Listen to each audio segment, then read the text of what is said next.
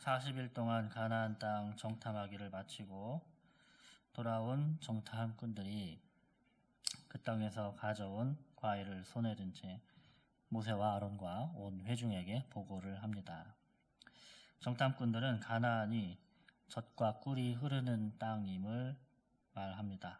그리고 거기서 가져온 탐스러운 포도와 석류와 무화과를 백성들에게 보여줍니다. 그렇지만 긍정적인 보고는 거기까지였습니다. 그들은 그 땅에 살고 있는 사람들이 얼마나 강한지, 또 성읍들이 얼마나 크고 견고한 요새로 되어 있는지, 그리고 장대한 아낙 자손도 있고 네겝 지방의 아말렉 사람, 산악 시대의 헷 사람, 여부스 사람, 아모리 사람, 바닷가와 요단 강가에는 가나안 사람이 살고 있다고 보고합니다. 그러자 백성들은 동요하기 시작하였고 여기저기서 그곳에 갈 수 없다는 부정적인 말이 울려 퍼지기 시작했습니다. 갈렙은 아우성치는 사람들을 조용히 시키고 우리가 올라가서 그 땅을 취하자 능히 이기리라고 외칩니다. 그러나 그의 부르짖음은 사람들의 아우성 속에 파묻혀서 들리지 않습니다. 다른 정탐꾼들이 갈렙의 주장을 맞받아칩니다. 우리는 능히 올라가서 그 백성을 치지 못하리라. 그들은 우리보다 강하니라. 그리고 이제 그 땅에 대한 객관적인 보고를 넘어서 악평을 시작합니다. 그리고 우리는 그들에 비하면 메뚜기 같다고 자신들을 비하하기까지 합니다. 갈렙과 나머지 정탐꾼들이 이 보고에 대해서 이런 차이를 갖게 된 이유는 무엇일까요? 그것은 하나님을 믿는 신앙을 가진 사람과 지극히 현실적인 관점에 빠져 있는 사람의 차이인 것입니다. 갈렙에게는 하나님을 믿는 신앙이 있었습니다. 그 신앙은 아마 애굽에서부터 시작되었을 것입니다. 그는 10가지의 재앙을 하나님께서 내리시는 것을 직접 보았고 홍해를 가는 기적도 보았습니다.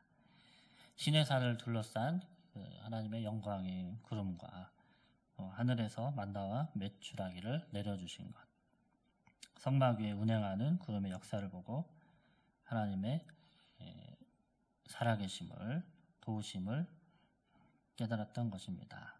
출애굽의 모든 역사들이 하나님께서 하시지 않고서는 절대로 할 수 없는 기적임을 그가 체험했던 것이죠.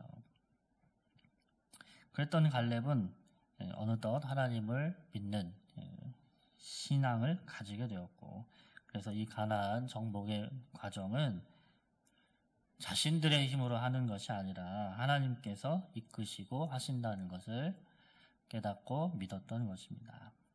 그래서 그의 눈에 비록 가난한 사람들이 커 보이고 강해 보이지만 하나님은 애굽의 수백만의 군대를 홍해 바다에 빠뜨리신 것처럼 그들을 무찔러 주실 것이라는 믿음이 있었던 것입니다. 자, 이것이 믿음을 가진 사람의 태도이고 모습인 것입니다. 그러나 나머지 10명의 정탐꾼들은 믿음이 없었습니다.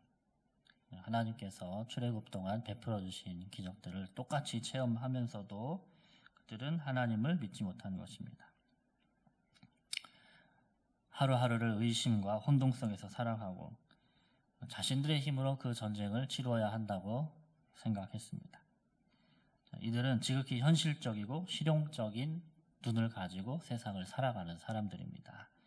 그러므로 당연히 그 큰 아낙 자손들과 네피림의 후손들을 보았을 때 그들에 비하면 작고 초라한 자신들의 모습을 비교하고 겁을 집어 먹고 도저히 그 땅을 정복할 수 없다고 판단한 것입니다.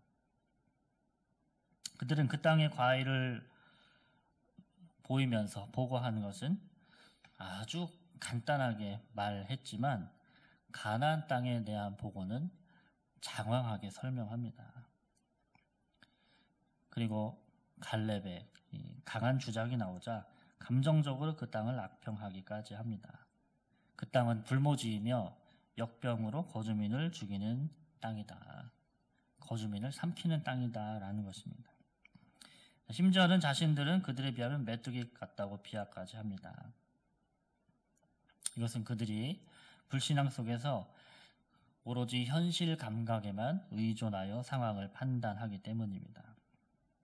그리고 지금 이 사건은 이스라엘 백성들이 여호수아와 갈렙을 제외하고는 광야에서 40년 동안 방황하다가 멸망하게 되는 결정적인 요인이 되었습니다. 자, 이와 같이 하나님의 약속을 불신하는 사람은 공동체가 약속을 믿고 전진하지 못하게 하고, 그리고 하나님께서 주신 가나안을 정복할 수 없게 합니다. 우리 역시 지극히 현실적인 안목만을 가지고 모든 일을 판단한다면 미래에 대해서 희망을 품기를 거부하는 것이나 마찬가지입니다. 항상 현실적인 상황 판단 아래에서 부정적인 전망을 내어놓을 것이고, 이 10명의 정탐꾼처럼 불리한 상황만을 들어서 상황에 대해서 악평을 늘어놓을 것입니다. 생각해 봅시다. 우리가 살아가고 있는 이 현실도 항상 우리에게 유리하기보다 불리한 현실을 우리는 살아가고 있습니다. 과거로부터 어느 때나 교회와 성도는 크고 작게 핍박을 받았고 비난과 고난을 이겨내야 했습니다. 저와 여러분, 우리 개개인의 삶을 돌아보아도 우리는 항상 우리가 그렇게 원하는 대로 쉽게 편하고 유리한 상황 속에서 이 길을 걸어왔던 적이 얼마나 있습니까? 우리는 늘 처절한 마음을 가지고 하나님께 매달리며 도우심을 간구하며 한 걸음 한 걸음씩 걸어온 것이 우리 삶이고 인생이지 않습니까?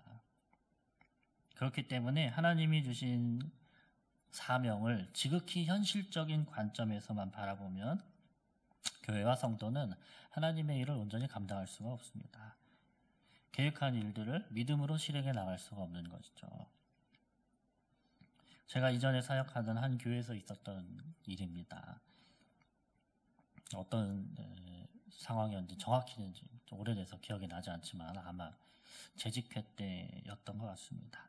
어떤 직분자 한 분이 교회의 어떤 일에 대해서 말씀을 하시면서 교회 미래에 대한 예측 보고서 같은 것을 프레젠테이션으로 보여준 적이 있습니다. 당시 그 교회는 좀 어려운 상황 속에 있었기 때문에 매년 성도들의 숫자가 조금씩 줄고 있었습니다.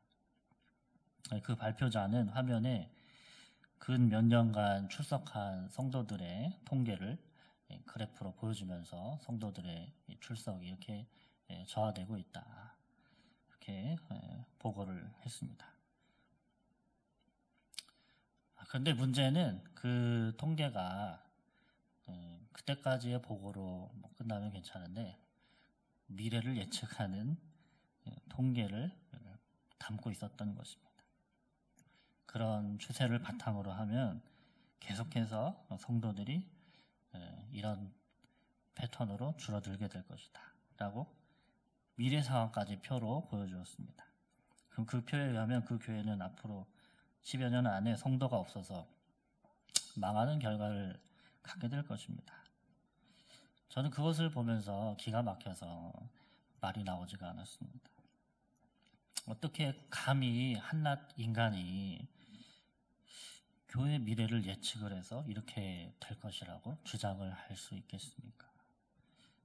교회를 이끄시는 분은 하나님인데 그 교회가 그때는 영적으로 좀 어려운 상황이라서 힘들다 하더라도 하나님께서 도와주시고 또 회복하시면 금방 딛고 일어날 수 있다는 그런 믿음을 가지고 앞으로 힘을 내자, 이렇게 격려를 해도 모자랄 판에 그런 은혜를 기대하고 기도하자는 것이 아니라 지극히 현실적인 관점과 논리로 미래에 대해서 악평을 하고 있는 것입니다. 얼마나 믿음이 없으면 저렇게 할 수 있을까? 제가 충격을 받았던 적이 있습니다. 이렇게 우리가 초월적인 하나님에 대한 믿음이 없이 우리 자신만을 바라보고 우리의 능력만을 보고 판단하고 있다면 어려운 일들 앞에서 금방 좌절하고 자신을 메뚜기 같다고 생각하면서 스스로를 비하하게 되는 것입니다. 믿음이 없으면 우리는 계속해서 우리를 무너뜨리는 일들 앞에서 좌절하고 실망하고 낙심하고 자신을 원망하고 하나님을 원망할 수밖에 없습니다. 그리고 그곳에는 하나님의 신적인 능력이 개입할 공간이 없습니다. 그런 사람들에게 하나님은 은혜를 베푸시기보다 그들을 믿음 없는 상태로 내버려 두심으로써 그들을 심판하십니다. 마치 광야에서 종말을 맞이했던 출애굽 1세대처럼 말입니다. 그러나 우리가 그 전철을 밟을 필요는 없습니다. 우리는 내 통찰로 사는 것이 아니라 믿음으로 살아갑니다. 모든 상황을 믿음의 시각으로 바라보고 내가 하는 것이 아니라 하나님이 하실 일을 기대해야 하는 것이죠. 내가 할 수 없다면 거기서 포기하는 것이 아니라 하나님께 맡겨드리는 것입니다.